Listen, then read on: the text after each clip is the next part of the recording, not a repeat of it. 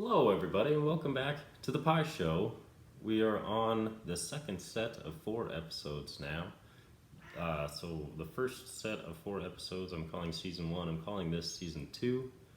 And the first set of 4 were more so focused on the cosmos and space-time and things that are like external to this planet.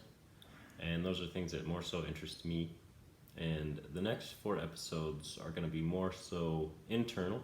We're going to be focusing more so on me, my character, my bias. You're going to learn all about those things. And we're going to be talking about worldly things. This episode, episode 5, I'm calling it, is about the human race and the things that the human race just needs to face. These are issues that we all have to work together to get over. And so basically this is my way of sort of trying to communicate with everyone on the planet and saying, hey, we need to think about these things. We need to work on them together, otherwise we're not going to get over them, and the human race is going to have a very dark future. Alright, so the most important issue that humanity must face is overpopulation. It really is a problem. The second most important issue is our group mentality, the way that we work together in societies and whatnot. And the last issue is the environmental movement. We usually call it going green, things like the energy crisis and whatnot. And then, so we're going to sort of put this video into parts, the parts I just mentioned, and then they will be sort of entangled with each other. And so we'll be mentioning, each issue within each other issue and whatnot. Also, I just wanted to show off the shirt real quick. It's one of my family got me, so you know how much I love Nikola Tesla. Alright everybody, so here we are on part 1, talking about overpopulation. So this here is a graph of human population.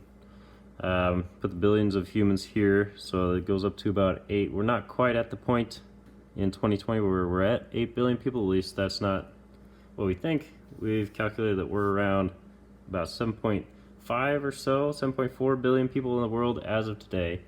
And we, just 100 years ago, so this is a graph of the last 100 years. Just 100 years ago, we had a little less than 2 billion people in the world. And as you see, over the course of those 100 years, each decade, the increase would get bigger until you got to about like here. This was probably like the max increase of the rate of increase of population, and then we just kept going until we got all the way up to there, about 7.4, 7.5 billion people.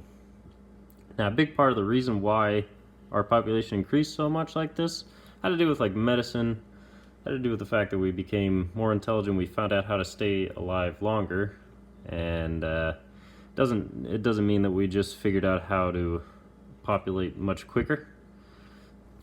Alright, so the reason that this is such an issue, the fact that we have so many people on this planet, it has to do with the fact that the Earth has something called a carrying capacity. And so that's what these dotted lines are supposed to represent here. So this first dotted line a little lower was what I had heard was a calculation of what the Earth's carrying capacity was. And the carrying capacity is basically like, for example, if you were on an elevator and you were to be taking the elevator up or whatever, or down, doesn't really matter, there is a limit to how much weight the elevator can handle before it just can't do what it's designed to do. And that's basically, this dotted line is how many people that the Earth can handle before it just can't keep supporting us for longer, right? And this first one had to do with like a calculation from earlier, and before we had as much technology. And then I think, around here is what the current calculation was. It's a little under 5 billion people. So the Earth, we are above that.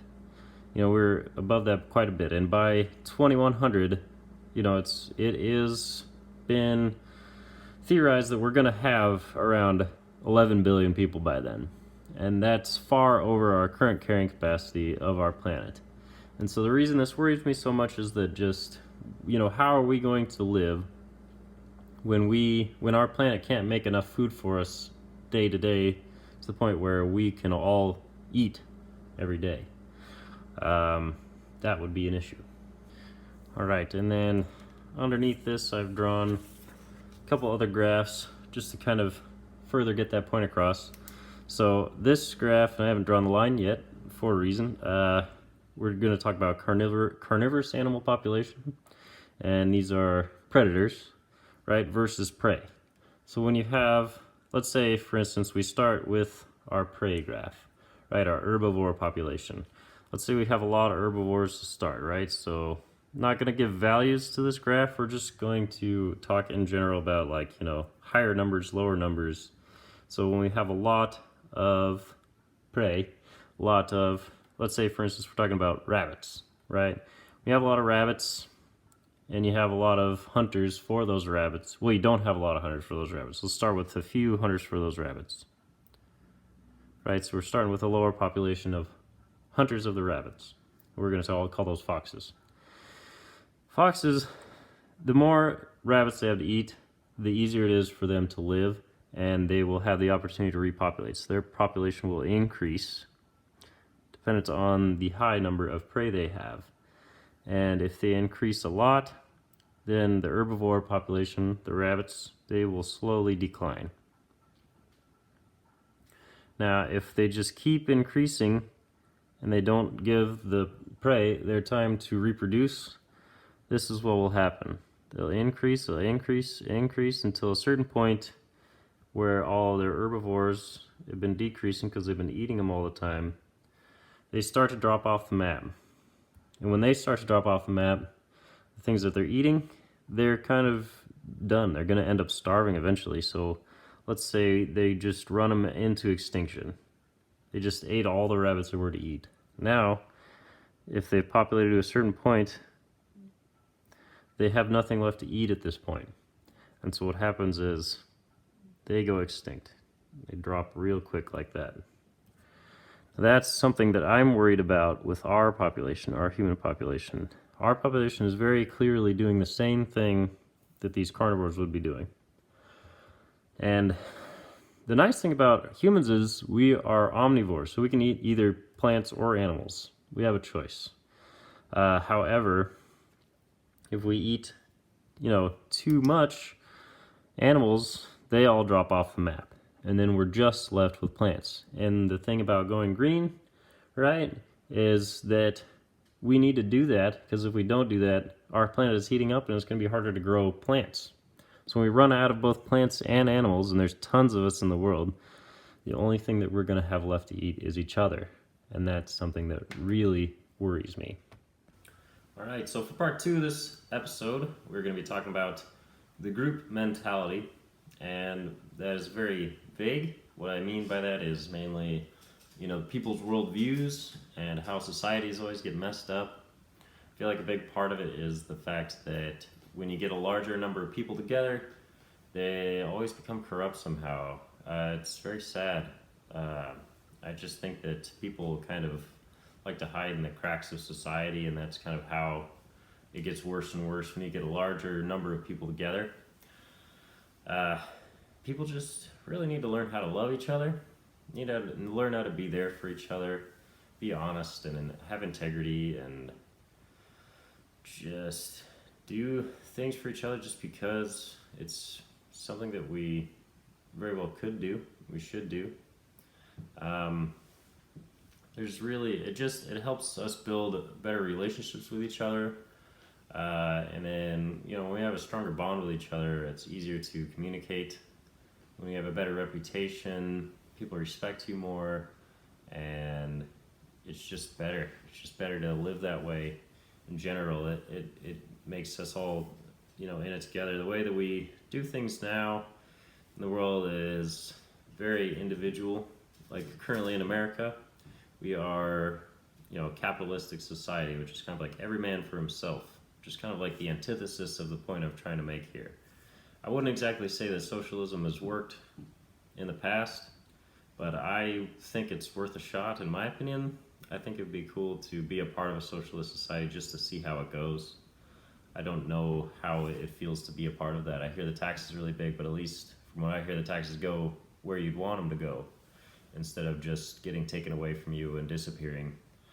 I don't know. It's it's a big issue because when something starts small, like say you have a problem with somebody, if you don't ever resolve that issue, it just grows and it gets worse. And that's what's been happening to America for the past like 2 centuries. Really, the issues that we have with each other, sometimes we do resolve them, but then some people just can't let go of the past.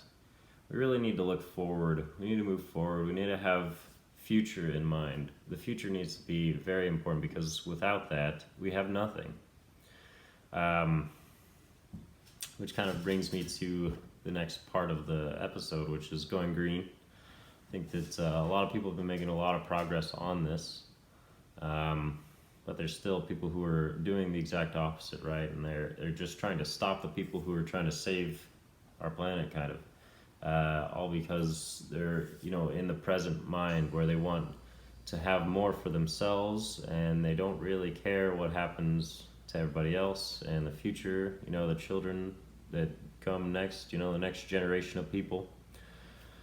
I am someone who's very future minded. It's something that I love to think about. Sometimes it can be very stressful, but it's good to have something to look forward to. If you don't have that, it can make you very pessimistic. And I think that pessimism is something that really makes the group mentality start to fail. People don't want to love each other and be there for each other if they're pessimistic. So it's good to have optimism. Another big part of the group mentality that makes things really difficult is the way we do trade. The way we do trade in money and currency and societies, it always seems to fall apart.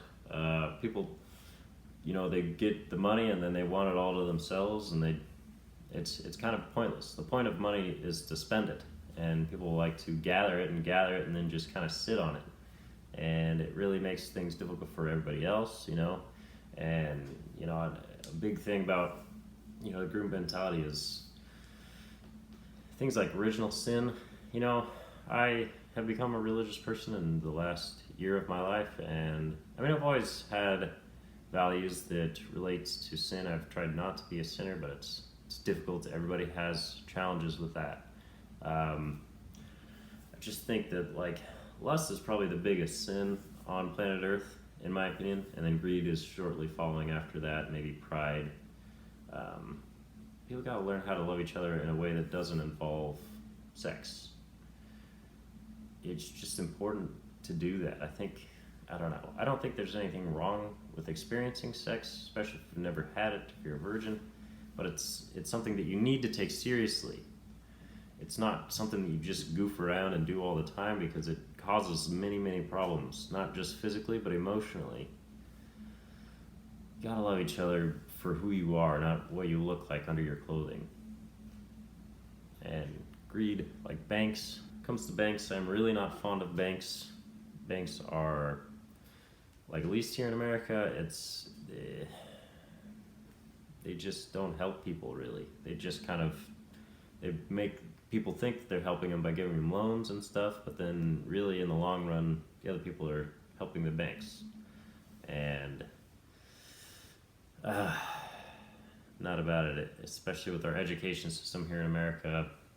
It's pretty laughable. I just feel like those are the types of people that hide from people. And you should never hide from people. You just shouldn't. You should be honest with people. You should let people in. And I know it's tough. It's hard. You need to be able to know whether or not someone's trustworthy, because you can't just let everybody in, especially people who aren't trustworthy. So you need to have some way of kind of giving people a little bit of trust and testing that out and finding out whether or not they're trustworthy. And then you can kind of put more trust on them and see, how far that goes, how far that person is trustworthy. Things like that are difficult for the younger people, and they're the ones who are really getting hurt in our society. They're the ones who are really getting taken advantage of the most, because they don't know how the system works, and then people that they're told to rely on are the people who are hurting them the most. Alright, so here we are, the last issue of this episode. It is all about going green, which in general isn't really an issue. It's more of what's happening. And what I would say, the way I would describe the Going Green initiative is, it's mainly people who have become aware of the fact that we humans have the capability to just destroy this planet that we live on and all of the life on this planet. And my cat seems to want to weigh in on this one. In reality, going green is a good thing. The issue is that not everybody seems to care about it. And I think a big part of that is people who are a big fan of capitalism and they like to make the money, make the green in another way, more so towards personal gain, and that's kind of the thing that's tearing down the true Going Green initiative, which is, let's try to save more than just ourselves, human beings, but also other animals on this planet. We need to save the plants. We need to make sure that there is a lot of biodiversity. We need to make sure that we have energy to keep ourselves alive. And one of the things that we have an issue with, we call this thing the energy crisis. And to me, it's just absurd because we could easily resolve this thing. And we have the capability, we've had the capability for a long time. Our infrastructure, our social infrastructure is what's really keeping us from getting there. And I feel like that, ties into the whole group mentality thing, as I was talking about earlier.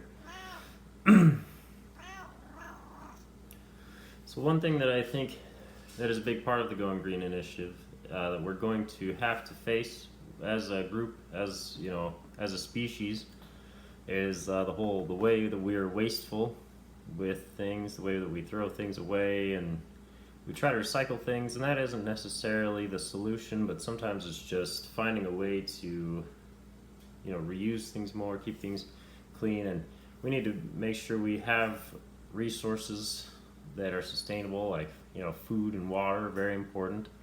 A lot of people are aware of the fact that our planet is heating up, and our planet is heating up because of all of the people on the planet.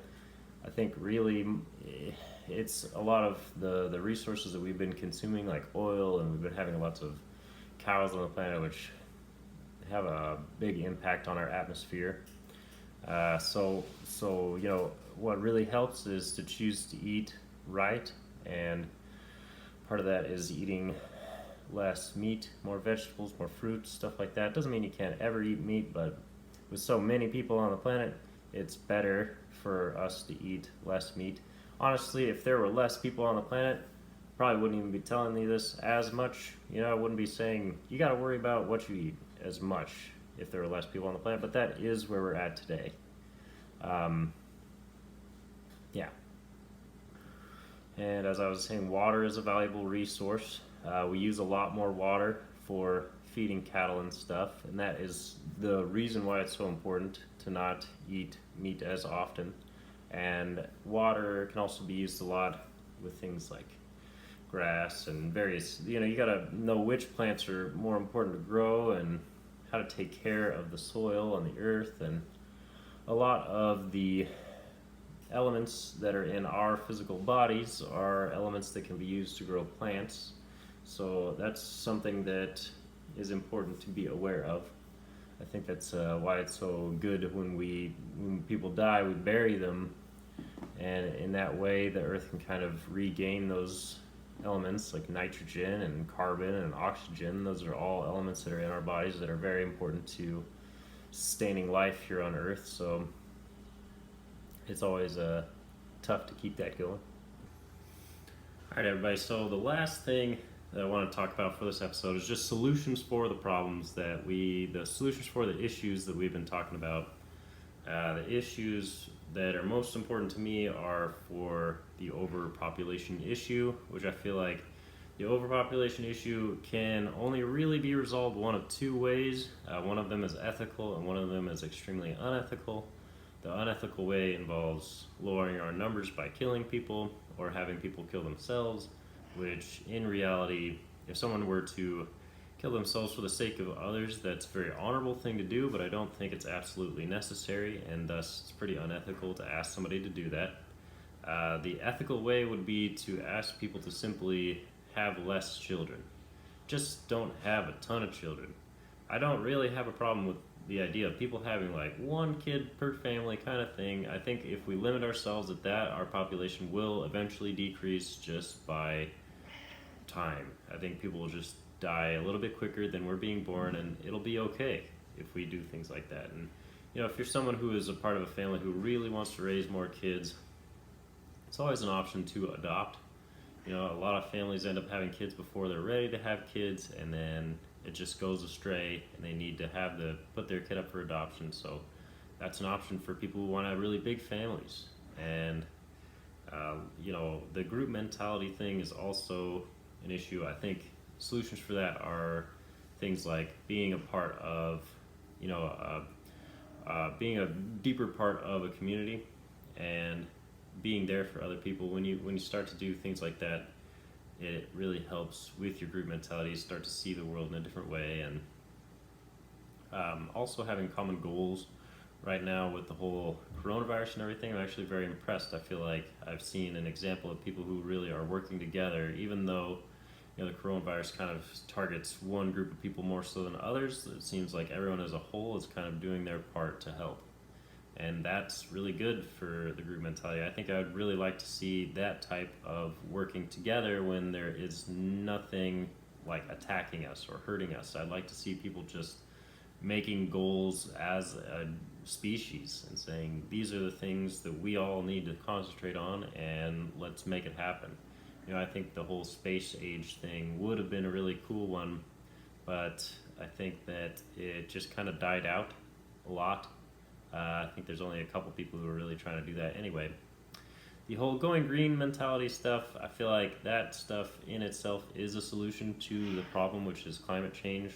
Climate change is the big issue there, and I feel like people are already doing a pretty good job of going green and working together on that. I think that the big problem, the big thing that we're facing there is big companies, big monopolies that seem to want to do things to make lots of money. They seem to be the ones that are the least environmentally sound of everyone, and if we could sort of find a way to step away from that, step away from all the money, and kind of resolve issues as a team, that would be helpful for group mentality and going green.